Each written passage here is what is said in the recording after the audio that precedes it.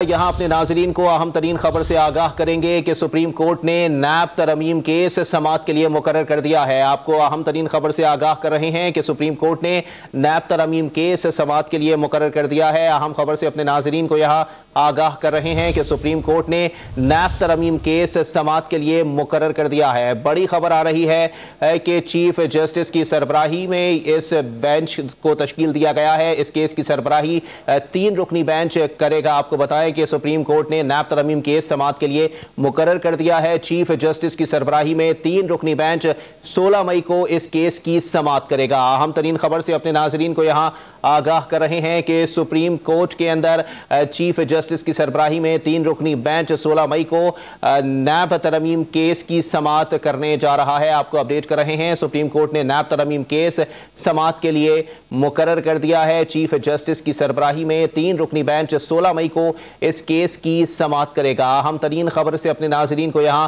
आगाह कर रहे हैं कि सुप्रीम कोर्ट ने नैब तरमीम केस समाअत के लिए मुकर्रर कर दिया है। नैब तरमीम के खिलाफ केस की समाअत 16 मई को होगी। चीफ जस्टिस की सरबराही में 3 रुकनी बेंच इस केस की समाअत करेगा। सुप्रीम कोर्ट से बड़ी खबर आ रही है। सुप्रीम कोर्ट ने नैब तरमीम केस समाअत के लिए मुकर्रर कर दिया है। चीफ जस्टिस की सरबराही में 3 रुकनी बेंच तश्कील दे दिया गया है जो कि इस केस की समाअत करेगा। और आपको बताएं कि नैब तरमीम के खिलाफ केस की समाअत 16 मई को होगी। अहम तरीन खबर से अपने नाजरीन को यहां आगाह कर रहे हैं। सुप्रीम कोर्ट से यह बड़ी खबर है। सुप्रीम कोर्ट ने नैब तरमीम केस समाअत के लिए मुकर्रर कर दिया है। आपको अहम तरीन खबर से आगाह कर रहे हैं कि चीफ जस्टिस की सरबराही में 3 रुकनी बेंच समाअत करेगा। इसी पर मजीद बात करेंगे। हमारे साथ मौजूद हैं ब्यूरो चीफ इस्लामाबाद इफ्तिखार शिराजी। जी शिराजी साहब, बताइएगा, नैब तरमीम केस जो है वो समाअत के लिए मुकर्रर कर दिया गया है।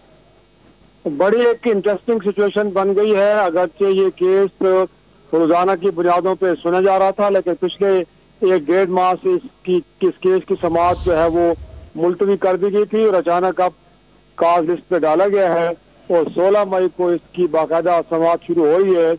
और ये वो केस है कि जिसमें तहरीक इंसाफ एप्लीकेंट है और मौजूदा हुकूमत ने जो नैब ऑर्डिनेंस के अंदर तरामीम की हैं, जिसके नतीजे में इस वक्त हुकूमत में बैठी कई शख्सियात के खिलाफ केसेस खत्म हुए हैं, गोया उनको रियायत मिली है उन तरामीम के नतीजे में।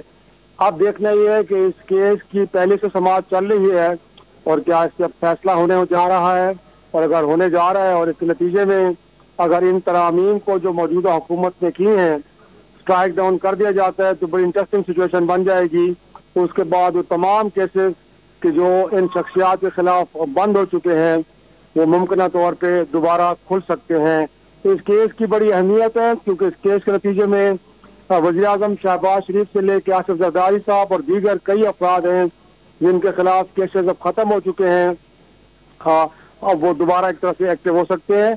तो देखना यह है कि अब क्या इसमें मजीद समाअत कितने अर्से तक चल सकती है, या अदालत समझती है कि काफ़ी समाअतें हो चुकी हैं और उसके बाद अब कहीं हफ्ते 2 हफ्ते में कोई इस पे फैसला आना है। तो देखना यह है कि अब कितने दिन तक चलता है और फैसला क्या आता है। जैसे मैंने पहले बताया कि अगर इस केस में तमाम की तमाम जो तरामीम की गई है नैब ऑर्डिनेंस पे वो स्ट्राइक डाउन होती हैं तो बड़ी एक इंटरेस्टिंग सिचुएशन बन जाएगी और इसके नतीजे में कई लोगों के खिलाफ जो मुकदमात खत्म हो चुके हैं वो दोबारा से खुल जाएंगे। और इन्हीं तरामीम के नतीजे में इस वक्त भी जो सूरत हाल है कि नैब के चेयरमैन को जो काफ़ी इख्तियारात पहले हासिल थे वो काफ़ी हद तक ख़त्म कर दिए गए थे, लेकिन कम अज़ कम उनको किसी भी शख्स के गिरफ्तारी के वारंट जारी करना वो इख्तियार अभी तक बाकी है। और साथ में ये कि 12-90 दिन तक जो रखने का एक इनिशियली रिमांड में रखने का जो एक इख्तियार था वो खत्म हो चुका है और अब वो 14 दिन से महदूद हो गया है। लेकिन बाकी भी बहुत सारी ऐसी तरामीम है कि जो आप करप्शन के केसेस नैब के दायरे कार से निकल गए थे, अगर ये स्ट्राइक डाउन होती है तो वो वापस आ सकती हैं। जी ठीक है, बहुत शुक्रिया इफ्तिखार शिराजी, हमें अपडेट कर रहे थे। सुप्रीम कोर्ट ने नैब तरमीम केस समाअत के लिए मुकर्रर कर दिया है।